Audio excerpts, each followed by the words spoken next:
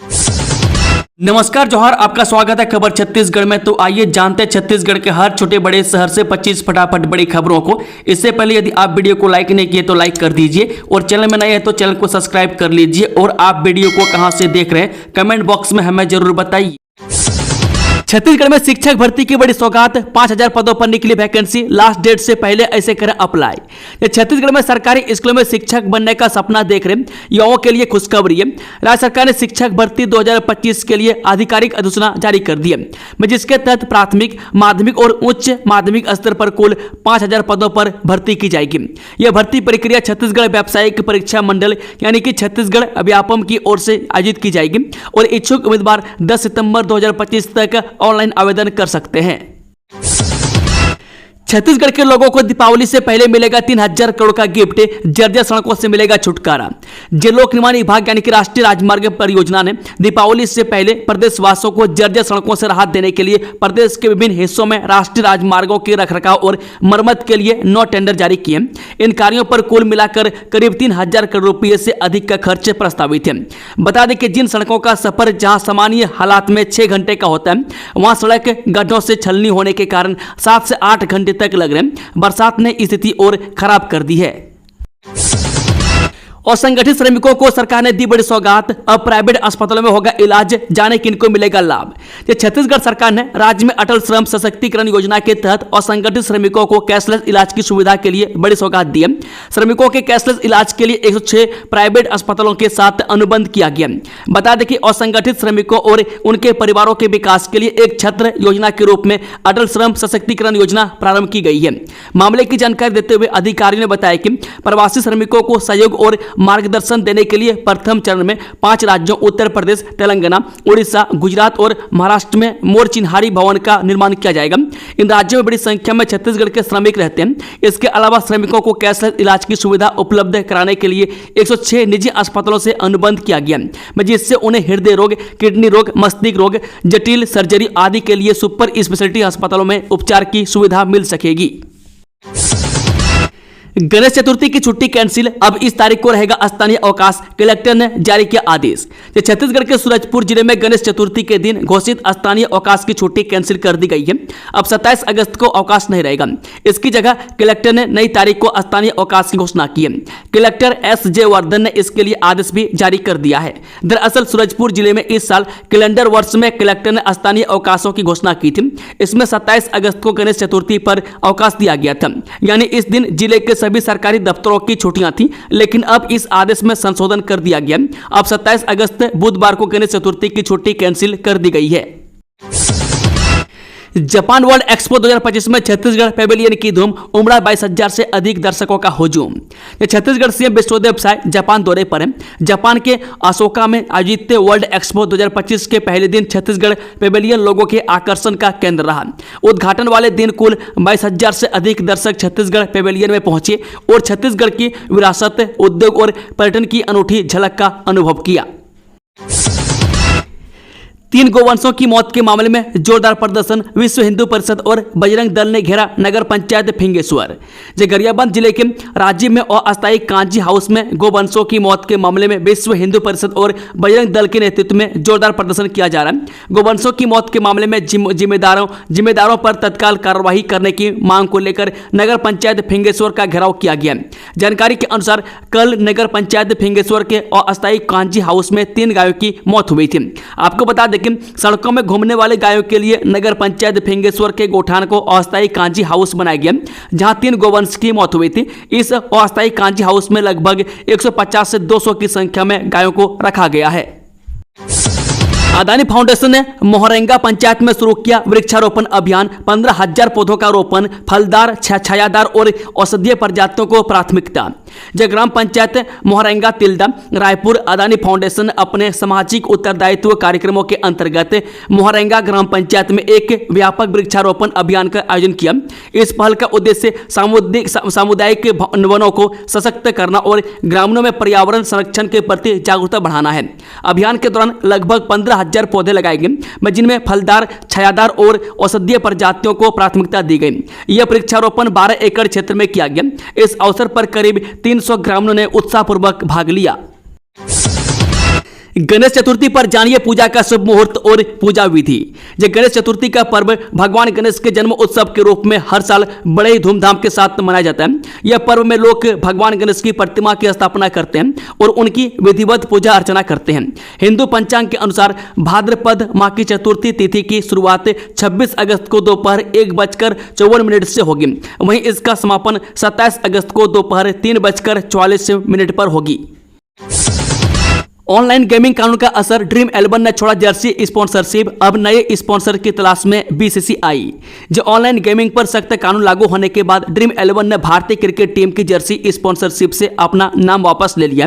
मैं ड्रीम 11 लंबे समय से भारतीय पुरुष और महिला टीमों का ऑफिशियल जर्सी स्पॉन्सर रहा है, लेकिन अब बीसीसीआई को आगामी टूर्नामेंट से पहले नए पार्टनर की तलाश करनी होगी।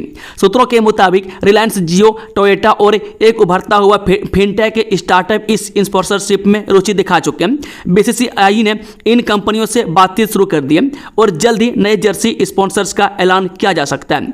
बीसीसीआई अधिकारियों का मानना है कि भारतीय क्रिकेट टीम की लोकप्रियता को देखते हुए यह डील करोड़ों रुपए की हो सकती है। जर्सी स्पॉन्सरशिप भारतीय क्रिकेट के सबसे बड़े राजस्व स्रोतों में से एक है और आगामी वर्ल्ड कप व एशिया कप जैसे टूर्नामेंटों को ध्यान में रखते हुए बोर्ड किसी बड़े ब्रांड को जोड़ने का इच्छुक है। देवी देवताओं को सजा देने की अनोखी आदिवासी परंपरा, यहां गलती की नहीं मिलती का माफी। ये छत्तीसगढ़ में आदिवासी परंपरा और रीति रिवाज अपने अंदर कई तरह के रहस्य छिपाए हुए हैं।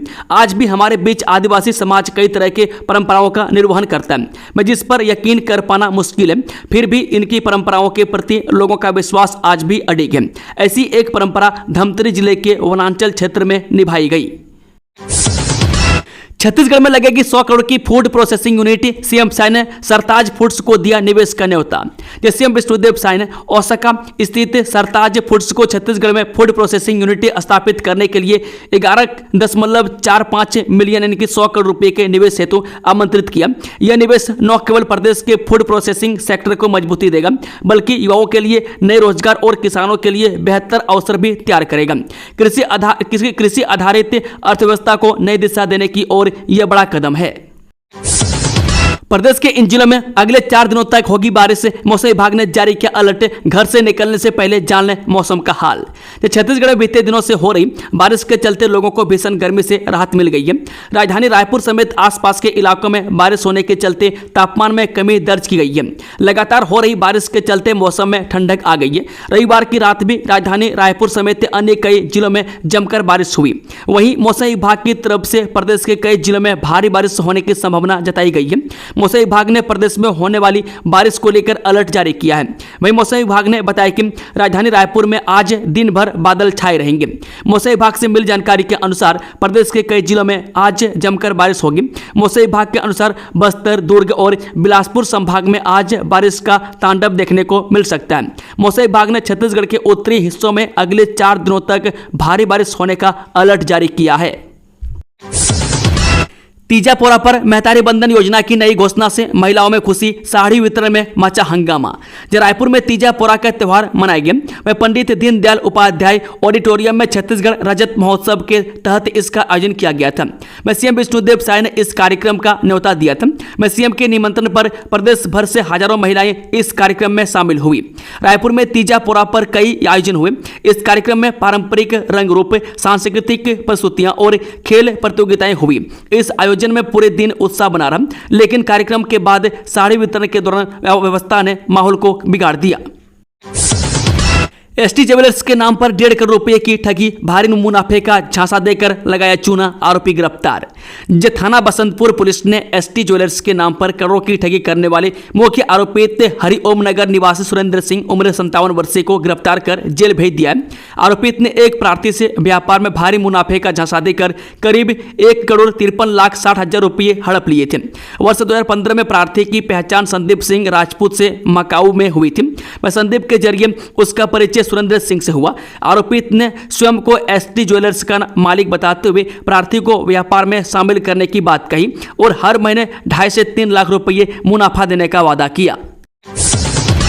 सरकारी मेडिकल कॉलेजों में चिकित्सकों के 48% पद खाली, संविदा पर भी भर्ती फेल, दावों की खुल रही पोल। सरकारी मेडिकल कॉलेजों में नए सत्र की शुरुआत 15 सितंबर के बाद से शुरू हो जाएगी, लेकिन स्वास्थ्य विभाग के सामने सबसे बड़ी चुनौती चिकित्सक और चिकित्सा शिक्षकों की कमी को दूर करने की है। चिकित्सकों की कमी से अस्पताल जहां वेंटिलेटर पर है, वहीं अध्ययन अध्यापन कार्य भी बाधित हो रहा है। अस्पतालों में मरीजों की स्थिति खराब और तमाम दावों की कलई खुल रही है। मैं चिकित्सक के बुनियादी आवश्यकताएं, इसके बाद दवा जांच उपकरणों की हालत भी खराब है। एनएमसी यानी कि राष्ट्रीय चिकित्सा आयोग की गाइडलाइन के अनुसार प्रत्येक विभाग में प्राध्यापक, सह-प्राध्यापक और सहायक प्राध्यापक की तय संख्या होनी चाहिए, लेकिन हकीकत यह है कि प्रदेश के सभी 10 मेडिकल कॉलेजों में 48% से अधिक पद लंबे समय से खाली है। धरने पर कर्मचारी बना रहे रंगोली, हड़ताल पर राष्ट्रीय स्वास्थ्य मिशन के वर्कर। क्या आपने कभी हड़ताल पर बैठे प्रदर्शनकारियों को रंगोली बनाते देखा है? बालोद में कुछ ऐसा ही अनोखा काम प्रदर्शनकारी कर रहे हैं। दरअसल जिले के 502 राष्ट्रीय स्वास्थ्य मिशन के कर्मचारी पिछले 8 दिनों से हड़ताल पर हैं। हड़ताल पर बैठे कर्मचारियों की मांग है कि उनकी 10 सूत्रीय मांगों को पूरा किया जाए। धरना प्रदर्शन पर बैठे कर्मचारी अपनी मांगों को पूरा करने की आवाज बुलंद करने के साथ रंगोली भी बना रहे हैं। दरअसल 15 अगस्त से लगातार व्रत और त्योहार का सीजन चल रहा है।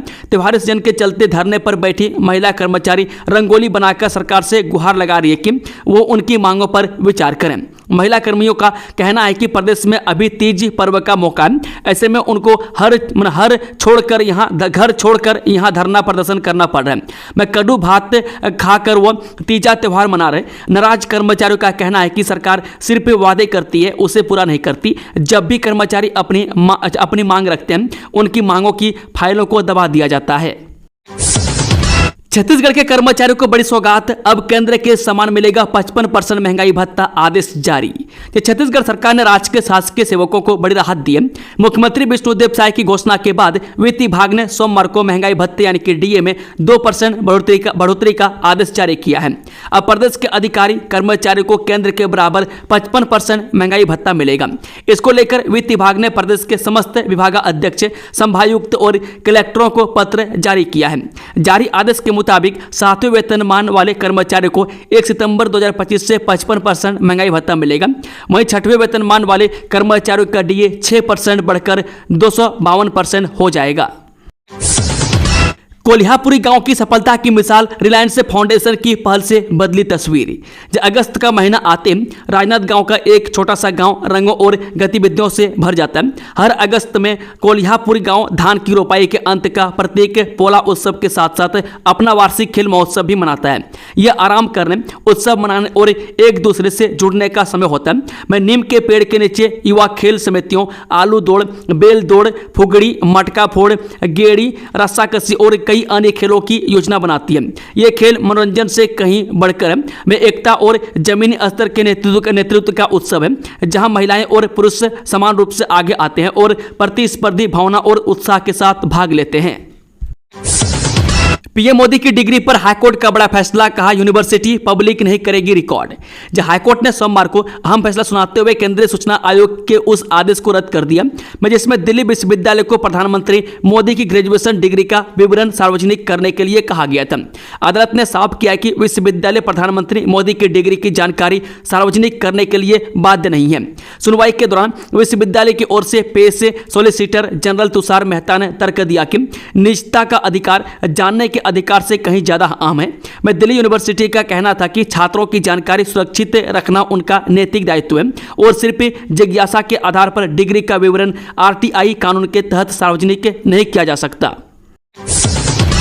इंद्रावती नदी पार करने के दौरान पलटी नाव, 2 छात्र डूबे, तलाश जारी। जिले में बड़ा हादसा हुआ है। यहां भैरमगढ़ ब्लॉक के नेलगोंडा घाट पर सोमवार को 2 छात्र नाव से इंद्रावती नदी पार करते थे।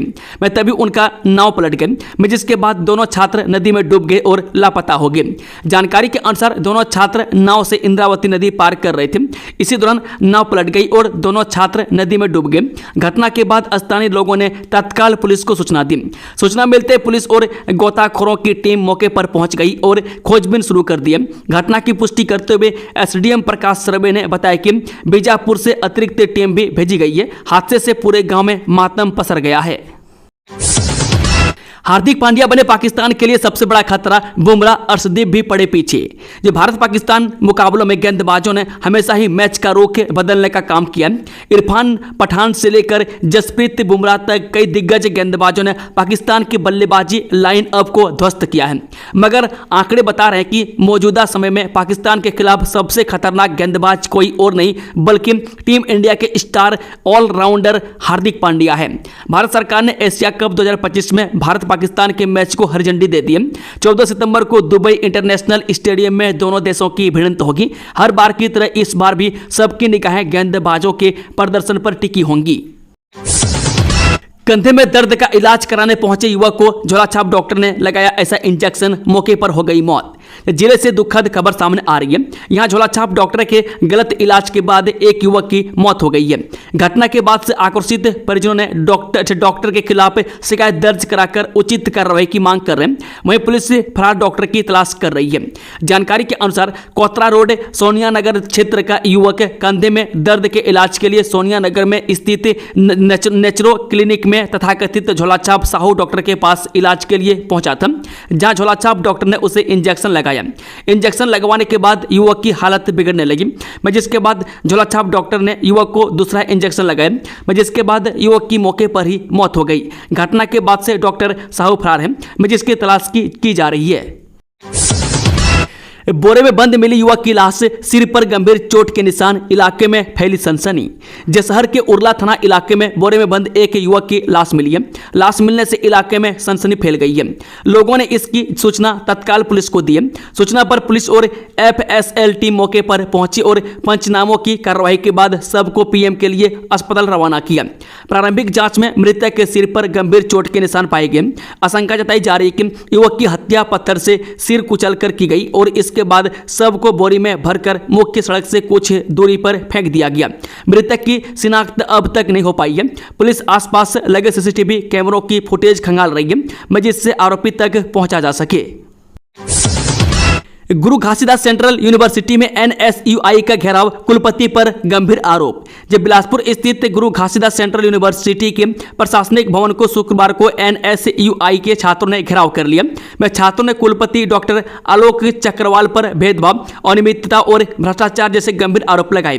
कार्यकाल के बाहर छात्रों ने जोरदार नारेबाजी की और जमीन पर बैठकर विरोध प्रदर्शन किया। छात्र नेताओं का कहना है कि कुलपति के कार्यकाल में विश्वविद्यालय में पारदर्शिता का अभाव है। उनका कहना है कि सीड मनी में गड़बड़ी, मन चाहे प्रोफेसरों को लाखों रुपए बांटना, कर्मचारियों के रिश्तेदारों की नियुक्ति, वाईफाई, कैंटीन और टेंडर में भ्रष्टाचार हो रहा है। उन्होंने मांग की है कि पूरे मामले की निष्पक्ष जांच हो और दोषियों पर कार्रवाई की जाए। दोस्तों, खबरों का सिलसिला समाप्त होता है। अगर जानकारी पसंद आई हो तो वीडियो को लाइक, शेयर, चैनल को सब्सक्राइब जरूर कर लें और कमेंट बॉक्स में अपना फीडबैक देना ना भूलें। Thank you, all the best. जय हिंद, जोहार छत्तीसगढ़ वासियों।